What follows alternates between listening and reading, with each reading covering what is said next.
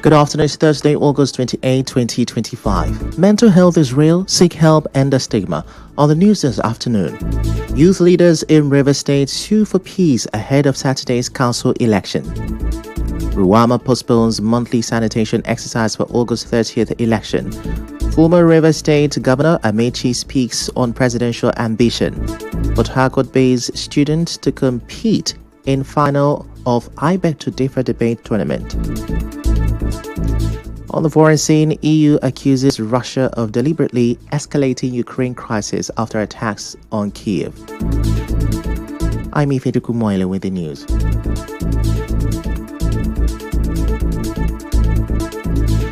Now, with less than 48 hours to the local government election in River State, youth leaders in the state are appealing for peace. Speaking with our correspondent, a youth leader in Obobunkoro local government area, Enoch Fubara Stephen, called on young people in the state to be peaceful and orderly in the Saturday council election. Mr. Fubara Stephen also advised youth against allowing themselves to be sued by politicians to cause trouble. Now, to be used by politicians to cause trouble, I beg your pardon. Also, the public relations officer of a youth group in Elele Ikwere local government area, Chidi Woda, said youth in the area should comply with a 12 midnight to 6 p.m. curfew announced by the State Commissioner of Police in order to achieve a hitch-free election. Also, President General of the Apex Socio-Cultural Group of the Eche Ethnic Nationality, Omako Eche, Dr. Silas Ayawa, called for peace and crisis-free elections. Speaking to newsmen, Dr. Ayawa wants Eche people to follow the rules of engagement and maintain cordiality and sportsmanship during and after the polls. He says that successful elections and the emergence of democratically elected leaders will not only bring development but also ensure stability and peaceful coexistence in Eche land. Dr. Ayawa stressed that regardless of political differences, the collective interest of Eche land should come first. He also urged traditional rulers to sensitize their subject, especially the youth, to resist being used as tools for violence, while calling on security agencies to act professionally during the election. Similarly, there will be no monthly sanitation exercise for this weekend. This is according to the River State Waste Management Agency. Chairman of the Ruwama Management Board, Samuel Wanosike, told correspondent Emekotoka that the shift was because of the August 30th local government election in the state. He says the recently introduced monthly sanitation will now take place on Saturday, September 6, 2025. He also expressed satisfaction with compliance to the ban on dumping refuse on road medians and the bagging of waste. We are seeing this opportunity to inform citizens of River State that based on the 30th of August general election, we are moving the monthly environmental sanitation exercise built for 30th of August to the next Saturday, 6th of September 2025. The reason for this is so that indigents and those who live and do business in River State will have ample time to participate in the local government election. Wanosike adds that to promote a healthy and clean environment, Ruwama will carry out cleaning in any business premises or compound found dirty, with the cost charged to the owners. We also say that sanitation is everybody's business. The laws of Ruwama is clear that if you don't clean your immediate environment, where you live, where you do business, Ruwama, by the laws establishing it as amended by the Rivers House of Assembly in 2014, is empowered to do the cleaning, but the responsibility of the financial consequences will be done by the owners of church premises. Moving on, police operatives in Rivers have reportedly arrested scores of people, including youth and women, from Muonyili community in Obiakpo local government area. The arrest followed reports that some youth campaigning against drug abuse flocked to policemen and two others allegedly caught using hard drugs. Witnesses say about 8 police vans stormed the community, led by same officer accused of using drugs. But police insist the arrest followed a report of assault and stealing by youth of Muonyili. Recall that youth in the area led by their chairman, Owanda Chamberlain, have been running a campaign against drug abuse, insisting the menace fuels crime. Chamberlain says the campaign is not targeted at anyone but aims to save young people from addiction. ELEA was aware of the effort and that all drug dealers arrested were handed over to the agency. The police have yet to comment on the arrest of the youth. In another development, the President General of the Initiative for Transparent Strategy and Good Leadership, Police Commissioner Olubenga Adeboju, to ensure the release of youth activists, thank God Mfata. Mr. Ehi told a correspondent that Mfata was first arrested by the C4I police unit over what he described as a civil matter. He alleged that even after Mfata's release, a politician from Emoha directed police not to grant him bail over fresh allegations of cyberbullying, character assassination, and pipeline vandalism. According to Ehi, no petition has been presented to the police, yet the activists remain in custody. In this type of matter, if somebody defame you, the very best thing lawyers do is to file for defamation of character. He said he has a petition before the police. The petition was not before the author post. So what is the essence of intimidating the police there? Even the cyberbully is a very simple level offense. So why ordering the police not to release Mfata? So he will never intimidate everybody in Rivers State. He cannot do that. And opposition must be heard. We are calling on the Nigerian police, particularly the Commissioner of Police, to intervene on this matter and to release Mfata unconditionally. The River State Police Command is yet to react. Still to come, former Governor Amechi speaks on his presidential ambition. Stay with us. Mandate, liberation mandate. That's the sign of a victory. Yeah.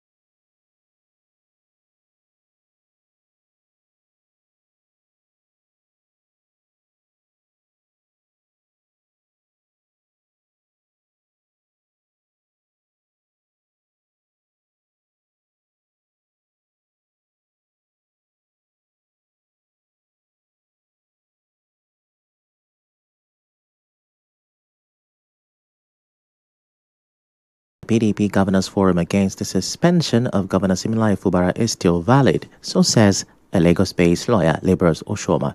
Speaking to Nigeria Info, Oshoma says the case cannot be dismissed as a mere academic exercise, even if the state of emergency in Rivers State ends. Recall that after President Bola Tinubu declared the emergency and suspended Governor Fubara, the PDP Governors Forum went to the Supreme Court seeking clarity on whether the president has the power to suspend a sitting governor. Mr. Oshoma told correspondent Siobi Oruware that the only thing that may change is how some of the prayers are implemented if the court rules in PDP's favor. PDP suits at the Supreme Court an originating summons that is just asking for the interpretation of the Constitution in as far as this matter is concerned. I think it will not become an academic exercise. It can become an academic exercise in the sense that the Supreme Court's actual interpretation of the Constitution does not become an academic exercise. It's just that the relief sought might become, academic.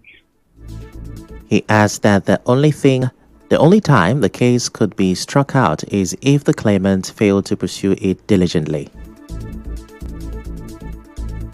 So once the claimant abandons the case, then the case would be struck out for lack of diligent prosecution by the courts. We are no longer talking about academic exercise. We are talking about the diligence of the claimant in the matter. So if you bring a case, the presumption is that you will pursue it diligently to a logical conclusion. But in the absence of that, you don't expect the courts to be the judge and then the claimant at the same time in the same matter.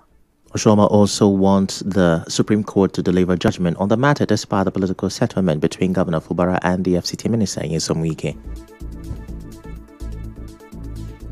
We saw how God so quickly settled to all the issues that ordinarily they ought to have resolved before the declaration. So the people before now who were even pursuing the case would not feel any need to want to pursue it further, considering the fact that the two actors involved have shed their sword. They probably had taken the option of a resolution rather than that of constitutionality. It would have been better if we had the Supreme Court take a bite on it. Also, the APC says its 2027 presidential ticket is still open to all aspirants despite massive endorsement already coming in for President Bola Tinubu. The party's National Organizing Secretary Suleiman Agungu told journalists that as a democratic party, anyone interested can contest the primaries against the president. He also pointed to the APC's strong performance in recent by-elections as proof that Nigerians still trust the party. We as leaders of the party today, the NWC, have endorsed President Bola Ahmed Tinubu this year as the next presidential candidate of the party. And by extension, other organs have done similar thing. But that does not mean that the door is closed for anybody who wants to aspire to be the next president of this country under the platform of All Progressive Congress. We will not deny him that opportunity to come and purchase one. Agungu also revealed that the party will soon hold an interactive session with senators, members of the House of Representatives and state assemblies in Abuja to exchange ideas and strengthen internal trust. The task before us is enormous, but with discipline, loyalty, and unity, we will continue to derive victories for the APC and progress of Nigeria.